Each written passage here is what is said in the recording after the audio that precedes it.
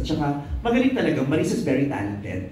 Diba? Hindi natin pwedeng i-discount yun o disregard. Talented talaga si Maris. Si Anthony Jennings naman, hindi natin pwedeng i-deny na meron din siyang kakaibang brilyo pag pinapanood nyo sa mga sa screen.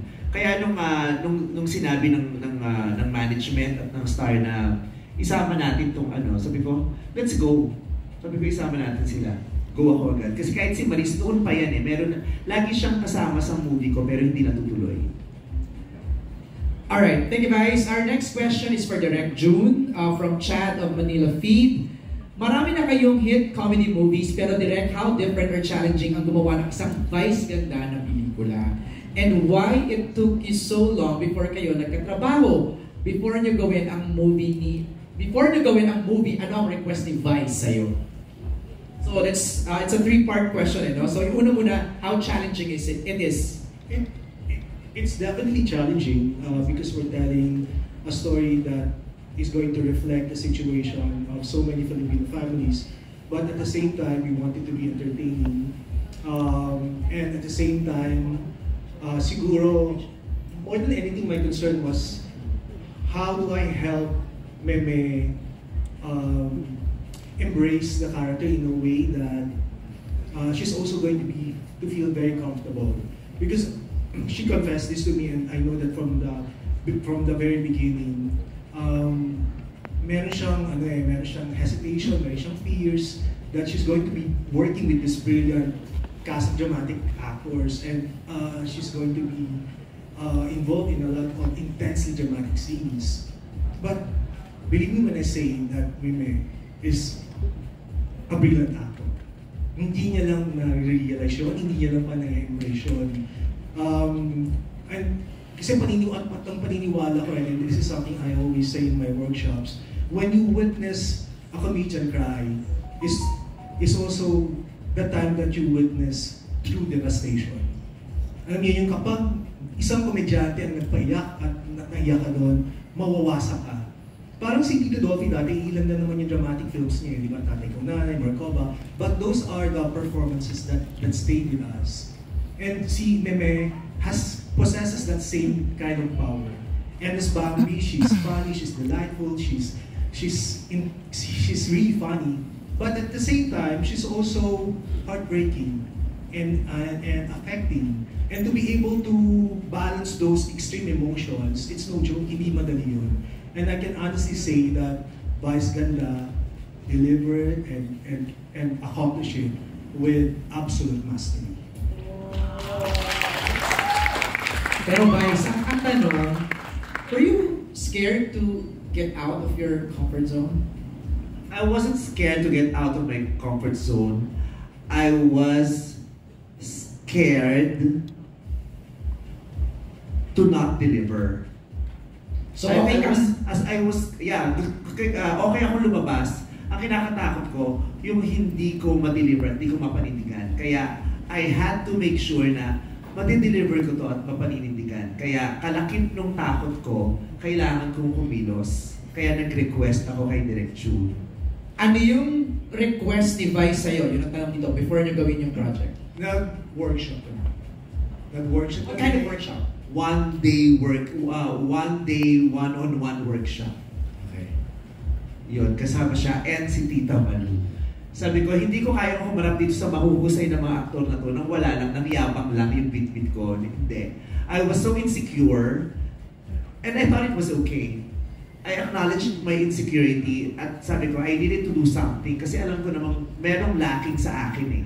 Diba? Kaya ko na magpataway, gamay ko na yun eh. Diba? Kaya kong mag-adlib, kaya kong sumama sa pag nagbe-brainstorm sila at meron akong maibibigay. Pero yung drama, this is something new, kaya kailangan simulan ko siyang maunawaan, kailangan meron akong matutunan, kailangan meron akong maihanda sa sarili ko, sa katawan ko, sa utak ko, para pag dumating ako doon, hindi puro yabang lang yung bit-bit ko.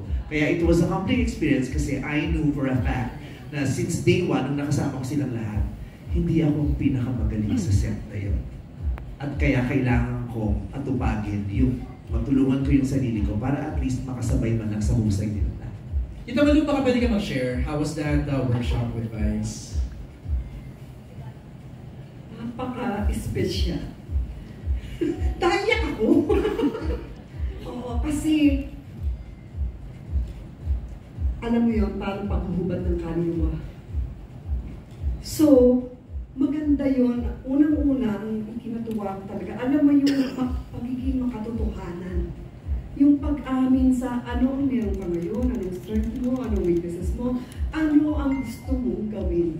So, it was a choice. It was a decision. And thank God that I am instrumental, no, sa kanyang pag-explore, sa kanyang discovery. At yun, ramdam ko talaga yung kailangan kasi yung kaibuturan, yung honesty, kasi lahat naman dyan kailangan manggaling sa isang katotohanan. Lumabas yun. So, doon talaga nabuksan siya kung madali yung comfort zone. Then it became uncomfortable kasi may uncomfortable moments sa workshop. Pero na-transcend, nalampasan at nakikita natin at sa tulong din, syempre, andun din si Direk, yung yung path na nagabayan ng mahusay, ng malinaw, mahusay at buong damdamin at totoo. At alam ko, nagtagumpay talaga sila. At makikita nyo yan, pagdating ng Pasko, yung revelasyon na yan. Nice. Sa bagong vice, ganda. Kaya ang sarap din ang swerte ko kasi bago pa gawin yung pelikula, nandun na si Direk at saka si Tita Malu to equip me bago ako magsimula. At sobrang laking biyaya na hindi lang ko siya kasama bago gawin, kasama ko siya habang ginagawa kasi nasa cast siya. So nandun siya to guide me all the way para abangan yung mata ko, abangan yung kinikilos ko, abangan. So nandun siya, kaya napakaswerte ko. At ang swerte ko rin na siya yung tumulong sa akin, siya yung nag-workshop sa akin. Ang swerte ko sa kanilang dalawa. It was very hard at that time. It was very hard. Yeah. Okay na, nagawa naman. So, Kasi okay nagsashare lang, kasi nung sinabi niya yung paghuhubad ng kaluluwa, parang nung nag-workshop ako sa kanya, that was the time I was about to restart my therapy. Yun yung time na magsisimula ulit akong mag-therapy. So nung win-workshop niya ako, durog ako nung mga panahon. Durog ako pero hindi ko siya na-address. Durog ako pero hindi ko siya nakikita kung gano'n siya kadurog. Natulungan nila ako dun sa workshop. Kasi nailabas ko yung mga nasa sa loob ko na nandito lang, hindi ko napapakawalan kasi hindi ko alam kung paano. So natulungan din nila ako. Natulungan nila ako. Kaya mahal ko to kasi lahat sila, kasi hindi ko lang sila nakasama sa professional. Personal talaga yung nangyari sa amin dito sa sa The Breadwinner is. Kahit yung shooting namin, yung paggawa ko ng pelikula, naging bahagi siya ng therapy ko. Kaya maraming salamat. Ganda. Natapos ko yung pelikula na napakaganda. I thought we were very successful doing the movie. And also, naramdaman ko na ang successful ko din na nagawa ko yung therapy ko habang ginagawa ko yung pelikula ko. Parang pareho ko siyang napagtagumpayan. Kaya thank you, Lord. Thank you!